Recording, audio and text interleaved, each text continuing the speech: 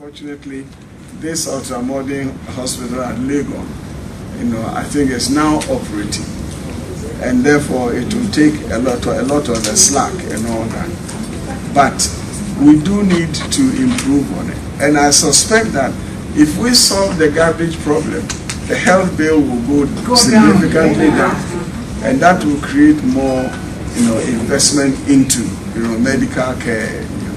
And I would also suspect, or at least plead with you, that those of you who are in that field and who take the 30-day, holiday and such, spend that holiday in Accra. I mean, invest 2 weeks of those holidays helping some kind of a clinic or hospital, because that would also, help a lot. And I know that the Ghanaians in the medical field in this country are particularly dedicated and good. I mean, I spoke to a lady who is into this home care kind of thing the other day. She said she got a job, an assignment. And when she showed up, the children said that if she's a Ghanaian, they don't want to have her. So, why? So the Ghanaians are so good that the people live too long. Oh, yeah. They would prefer somebody else. So those of you who are in that, neighborhood, health care, you can, at least, even if you devoted a week in some kind of outfit, it will be, particularly, helpful. I think there's a third, issue that somebody raised that I haven't reacted, and that was the water. Rivers. You said, the Chinese are destroying our water. It isn't that they are destroying our water. They have destroyed the water. And it has to do with this so-called galamsey. And it's true. They come in, the chiefs, give them, the pieces of land. They rent, Ghanaian labor. And they try to, fish for alluvial gold and whatnot. In the process, they use, chemicals like mercury and that kind of thing. So in fact, there's a doctor in DC, and he and I have put a project together to try and assess the impact of that, industry in the areas that, have been affected. Because we believe that at the end of it all, there are going to be males who are going to be told that they can't have babies. There are going to be women who are going to be told that. And there are going to be kids who will be born with all kinds of deformities. Yes. And the thing is, in neighborhoods like that, the men who have been told that they can't have babies are going to be superiorly reckless. The girls probably would also do the same. And then taking care of kids, even those that are sort of normal, is in itself a problem, let alone those who are not normal. That you would want to know, or what is it that you would want your government to do, or what is it that you would want your government not to do.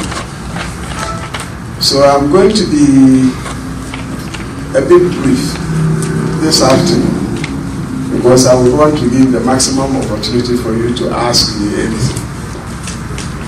But before then, I guess as a citizen and as your ambassador, I will need to let you know that at least your government is trying hard and your government is doing well. The country is doing well. But I would have to draw everybody's attention to the fact that even though the indices in terms of performance would say that we are doing marvelously well, and we are doing marvelously well against all other countries on the planet. At least that is what the statistics say with regard to last year. We also have to recognize the fact that there are going to be pockets of individuals. So to a certain extent, I would hope that at some point, even citizens would advise the government to review that. Because I'm not prepared, and I'm not too comfortable about a system which says that all you need to do is to make a child, put the child in school, and the rest is your government's responsibility. That one should not work. Because there is a certain kind of parental responsibility that ought to be exercised by everybody. Where people need to be subsidized in terms of their inability to handle the little bit of education that they should, then of course your government ought to be able to make the effort to take care of that. The policy of one factory, one district is what we are going to use as a cornerstone for a certain kind of industrialization in the country. And that one is going to be highly influenced by agricultural production, because we will have to add value to what we produce in order to make money for one thing, and then also to provide jobs. Because if we keep sending raw materials out, we are going to do very well.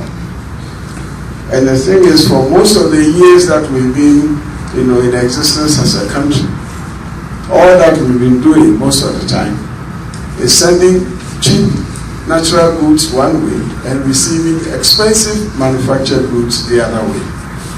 We have to change that, because we have the capacity, we have the intelligence, we have the strength to be able to do better. It just so happens that as a country sometimes, or maybe even most of the time, we have chosen to do what we shouldn't do. Indulge ourselves. I know that when I was in secondary school, the best corned beef on this planet was produced in a corned beef factory in Bawuah. We don't have them anymore because we don't produce enough cows to be able to use the tennis of the cows to produce the corned beef. So we used to use the best part of the cow to produce our corned beef. It doesn't make it, profitable. I know that some of the most beautiful shoes that you could find anywhere were produced in Kumasi. I know that if you wanted a carpenter, a mason, or whatever in Ghana in those days, you would always find one who is a Ghanaian. That is not the case anymore. And then, of course, if you went to magazine in Kumasi, and even now it's still, operates, and you needed a car part and you can't find it, and they cannot fabricate it for you in Kumasi, then basically you have to buy a new car. They were the skills. They were the people committed. So how come we have gone through a certain recession where most of these things don't happen anymore? And this is not a question you ask the government. It's a question you ask a citizen. What has happened?